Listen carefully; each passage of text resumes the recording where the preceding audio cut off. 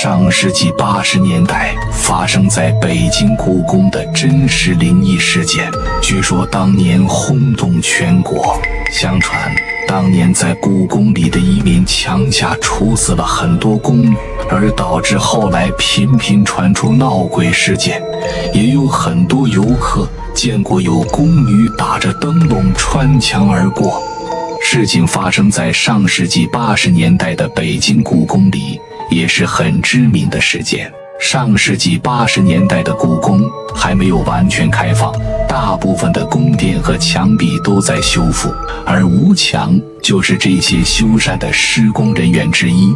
那年的9月份，白天的工作本来好好的干着，突然天阴了下来，紧接着一阵雷雨下了起来。本以为这样的雷雨下一会就会停，可没想到闪电雷声一阵接着一阵，雨也下了个没完没了，活只好停了下来。工头把吴强和另外一个安徽来的木工留下来看着材料，其他人都回了家，两个人只好选了个配电打了地铺，想着凑合一宿。可是半夜的时候，吴强突然被外面传来的一阵声响吵醒了，那声音呼啦呼啦的，像是破布被大风吹起来的声音。吴强怕大风把压材料的扇布吹起来淋湿了材料，就披上衣服想去看看。那个老木匠本想跟他一起去，但是吴强觉得这是一个人就能行，没必要淋湿两个人，就给拦了下来。一开门，外面的大雨还在哗哗地下着，工地上也没有雨伞什么的，真是不愿意出去。可是材料里有很多水泥，淋湿了就废了。吴强只好硬着头皮走了出来。这晚上的紫禁城半个人影也没有，到处都是黑乎乎的，看着非常的瘆人。雨水打在琉璃瓦上，发出一种很奇怪的滋滋声。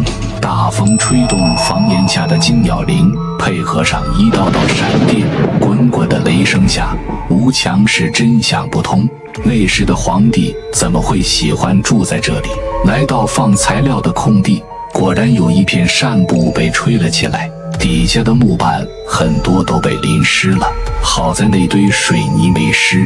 吴强冒着雨把那块扇布用绳子又捆了一下，就准备抓紧回去。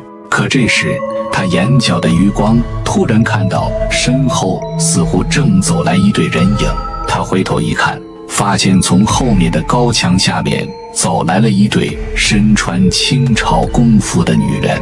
那些女人全都不说话，静静地走着，而她们的脸上只是一片灰蒙蒙的青色，完全看不清五官。更奇怪的是，这么多人走路，吴强却没有听到一点脚步声，好像他们都是飘在空中一样，连雨点落在他们身上的声音也听不到。刚开始吴强以为有可能是拍戏的，可是怎么想也不对，哪有冒着雨晚上拍的，而且也没看到其他人和机器，所以他马上躲在了材料堆后面。这时他却看见了一件更加诡异的事情，也让他明白了今晚看到的到底是什么。只见那对宫女打扮的人在前面拐了个弯，竟然直接走到了大墙里面。那坚固的耸立了几百年的红墙，在他们的眼里既然形同虚设，直接走进去没有一丝停顿。吴强看到这个画面，彻底被吓傻了。这诡异的场景颠覆了他所有的世界观。没一会的时间，那对宫女就全部走到了大墙里，全部消失得干干净净，就像刚才的一切都是幻觉，从没发生过一样。吴强又等了一会，才战战兢兢地从后面走出来，可实在是想不通刚才自己到底看到了什么。他努力地说服着自己，刚才看到的一定不是那些东西，也许只是某个剧组在墙上设的机关，那些人只是剧组的演员。可是经过仔细的查看，却发现那确实是厚实的墙面，没有一点差错。那些宫女到底是怎么穿过去的？难道他们都是鬼？吴强当时的脑子完全懵住了，难道自己今天真的遇到鬼了？他仔细回想了刚才见到那些宫女出现到消失的全部过程，所有的细节和出现的诡异之处，让他完全无法反驳自己就是见到了鬼。吴强就像疯了一样的跑了回去，直到看到配店里老木匠点起的临时灯的光亮，才强忍着放慢了脚步，实在是不想让他笑话。老木匠见他这么长时间没回来，并没有睡，一直在等着他。老木匠见他在外面待了这么久，而且浑身都淋湿了，就知道他肯定是遇到了特殊情况。吴强想了很久，决定还是跟那个老木匠说了自己刚才遇到的诡异情况。谁知那老木匠听了以后并没有吃惊，反而跟吴强讲起了自己这几年在故宫做修缮遇到过和听说过的几件怪事。原来这紫禁城里以前世世代代住的都是皇帝，而发生在皇宫里的各种残忍凶杀案多得数不过来，怨气越聚越多，难免会经常出现各种恐怖的灵异事件。而那时候宫里会专门有镇压的法师，这几年慢慢的少了，但还是偶尔会发生。至于吴强看到的大墙里的宫女鬼魂，据传说是一个妃子的贴身丫鬟，妃子犯了错被处死，而这些事又都是不能公开的，所以连带宫女也被偷偷地处死在了高墙下。他们的冤魂一直没散，经常出来，曾不止一次被人看到，而且都是雷雨天，甚至有人曾拍到过那些宫女鬼魂的照片。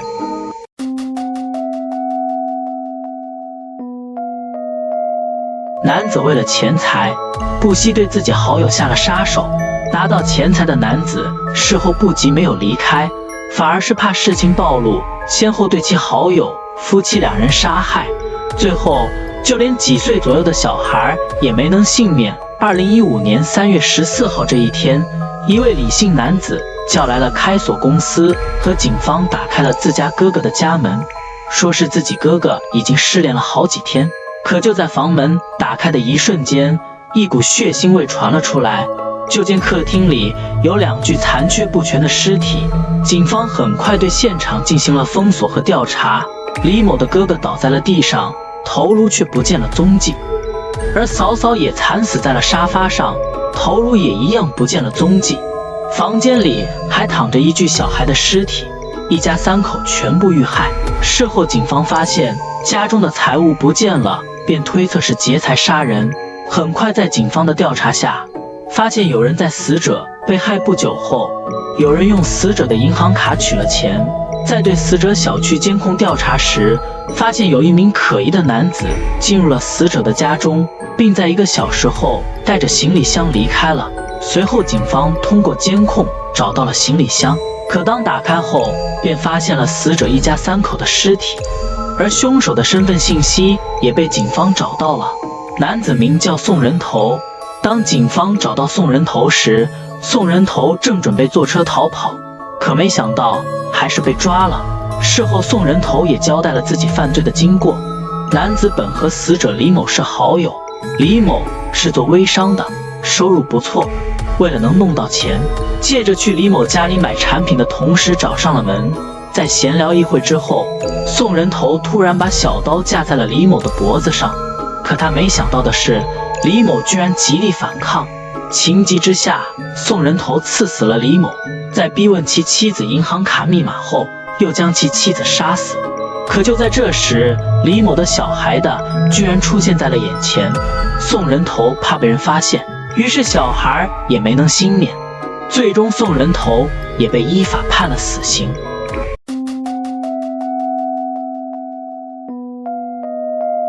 据说在老人去世后，不能给小孩参加葬礼和看遗体，因为小孩体质弱，阳气不足，会看见不干净的东西，如果不小心的话，很容易就会被勾了魂。这件事发生在我们邻居家，邻居家姓王，家里有个男孩叫王成。怪事发生的时候是03年的9月前后，王成家的邻居老齐头死了，邻里邻居的处得又不错，王成父母都要过去帮忙操办丧事。王成听说其爷爷死了，很是伤心，要和父母一块去见其爷爷最后一面。因为这个其爷爷平时很疼他，一家3口往外走。王成的奶奶因为身体不太好，留在家里不能去帮忙。临出门的时候叫住了王成妈，说是王成年纪小，容易被吓着，带他去见老七头最后一面也是应该的，但是回来的时候一定要叫3遍王成的名字。王成妈满口答应了下来，一出门就和王成爸说起了这事，说王成奶奶太迷信。王成爸觉得老辈人说的一些东西也未必都是迷信，有时候还是要敬畏一些好。一家3口到了老七家，王成被领进了堂屋。老七头躺在炕上，脸上盖着一块白布，还没有入棺。王成含着眼泪走到了老七头跟前，想起往日其爷爷对自己的好，也不觉得害怕，眼泪扑簌簌地往下掉。王成正伤心呢，突然看见老七头伸出手来，抓住了他的手。盖在老七头脸上的白布像是被风吹了起来。老七头睁开了浑浊的眼睛，看着王成说舍不得他。这突如其来的变故吓得王成大叫一声就往后退。王成的父母扶住了王成，问他是怎么了。王成说是老七头醒了，还抓住他的手不放。可王成父母却看着老七头躺在炕上，没有任何异样。王成的父母看他吓成那个样子，以为是第一次看见死人吓的，就急匆匆地把他送回了家。可就在当天晚上，王成就不对劲了，不但精神萎靡，还发起了高烧。这可吓坏了王成父母，商量着把王成送去医院。就在这时候，王成的奶奶走了进来，说王成不是生病。她问王成妈从老七家回来的时候有没有叫王成的名字。王成妈这才想起来出门的时候婆婆嘱咐的话，因为王成被吓到了，回来的急，她忘记了。王成的奶奶说王成是吓着了，魂掉了，让王成的父母看他的眼眶。果不其然，王成的眼眶发青。王成妈到了这回也信了婆婆的话，忙问婆婆这种情况应该怎么办。王成的奶奶让王成妈去院子里接一碗井水回来，再找一根缝衣服的针。王成妈不知道要那些东西干什么，一愣神。王成爸催促她快些去，别再耽误了。王成妈麻利地接来了一碗水，又把针交到了婆婆手里。王成的奶奶把针放到了水里，她说如果针沉到了碗底，就说明王成没丢魂，可以送医院；如果针浮在水面上，那就是丢了魂，送去医院也治不好。当王成奶奶把针放到水里后，那根针竟然真的浮在了水面上。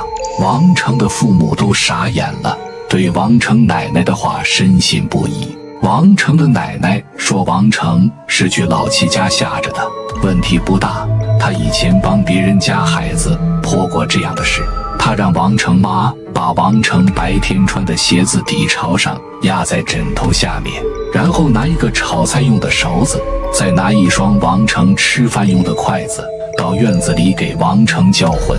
王成妈按照婆婆说的，先打开了院门，然后用筷子敲打勺子底部，每敲一下就叫一声王成的名字，让他回家，要连叫9声，还要把从院子到王成睡觉的屋子的门都打开，这样王成掉了的魂才能找回去。说来也怪，王成妈按照婆婆教的方法做了一遍，没多大功夫，王成的烧就退了，人也醒了过来。王成说他一直在做梦，在梦里他和齐爷爷在一起，只是齐爷爷的样子有些吓人，他不敢跟他一起玩，想走却被齐爷爷抓着不放。他用力地挣脱了齐爷爷的手，可那个地方四周一片漆黑，他怎么跑也跑不出去。后来他听到妈妈在叫他的名字，他往声音的方向跑，就看见了妈妈在叫他，然后他就醒了过来。王成妈听得一阵头皮发麻，看着安然无恙的王成，他开始相信老辈人迷信的一些东西，也许有一些是管用的。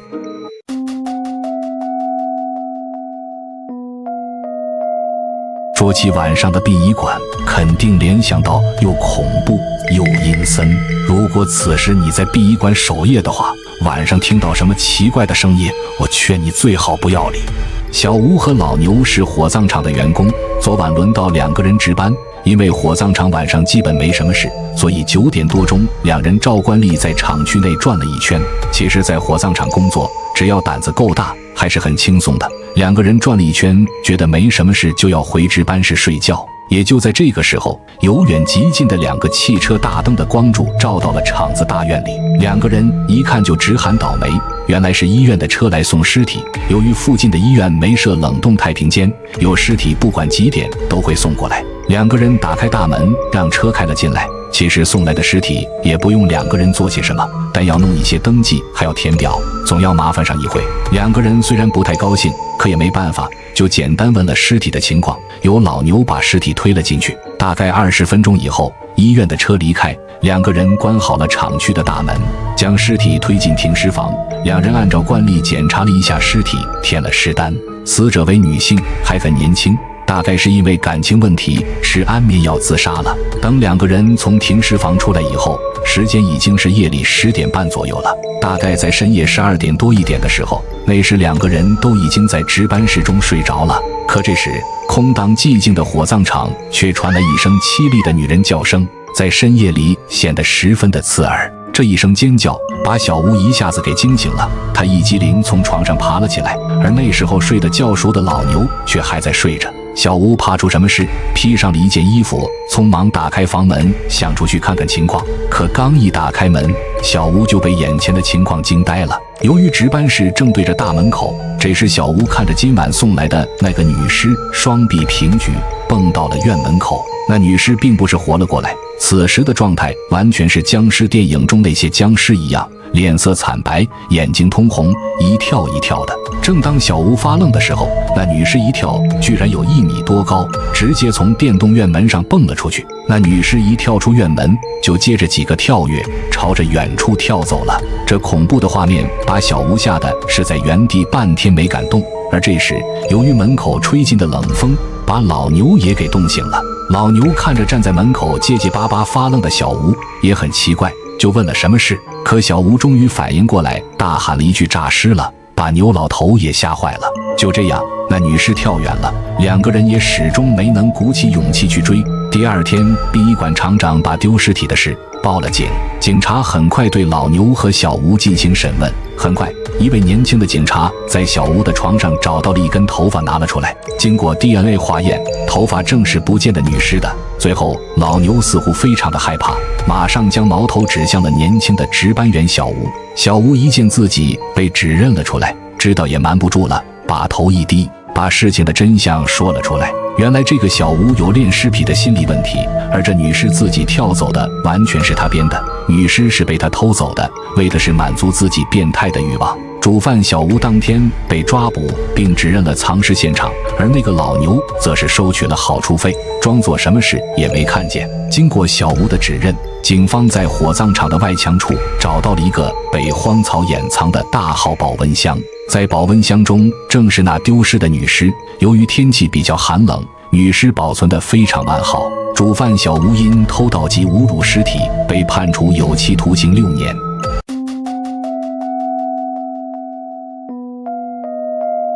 6旬女子独守空房，为了能让自己肥沃的土地得到灌溉，不惜引诱自己妹妹的男友，随后更是当着自己妹妹的面和其男友一同玩墨酸奶游戏。事情发生在03年8月份，一位名叫刘平的女子回了家，可回到家后一连几天都打听不到自己母亲的线索，更是在自家卫生间里发现了大量的血迹，思前幕后便选择了报警。警方又对血液进行了检测，发现正是刘平母亲的血液。随后警方很快组织了人手对此事调查。根据刘平小姑讲，刘平的母亲很可能是和其他男人出去玩了，而正在这时，一农民发现了一包尸块，并且报了警。经过证实，皮包里的尸体正是刘平的母亲王丽蓉。警方又重新整理了一下案情。当警方再次来找刘平的小姑询问时，小姑却不见了踪影。小姑名叫刘月娥，多年无业，算是最后见过王丽蓉的人。调查的同时还发现她有一个男友叫王青山，此时二人都不见了踪影。随后警方又通过对王青山的 QQ 掌握住了两人都踪迹，并在10天后将两人抓捕成功。事后据青山交代，案发当晚自己正与王丽蓉和刘月娥一起喝酒，时间一直从下午喝到晚上，并且当晚自己和女友刘月娥就睡在王丽蓉家里。当两人刚睡下没多久，便听见隔壁王丽蓉的房间传来了呻吟声。想到这，王青山便来到了王丽蓉的房间，只见此时的她正坐在地上哼哼唧唧的。王青山便想把她扶起来，可没想到的是，王丽蓉却一把抱住了他，并且提出了想和他玩玩的要求。正在这时，自己的女友刘月娥也进了屋，并且让自己答应嫂子的要求。可没想到，此时的王丽蓉居然提出了3人一块玩的要求。此时的王青山正被王丽蓉压在了下面。刘月娥不止一次见到这种场景，自己之前交的男友也都和嫂子有不正当的关系。起初以为王青山和他人不一样，没想到最后还是和嫂子搞在了一起。王青山见刘月娥因为这件事生气了，为证明自己只爱她一人，便回屋掐死了王丽蓉。两人又合伙把尸体抛了尸，最后两人也都因为故意杀人被判了死刑。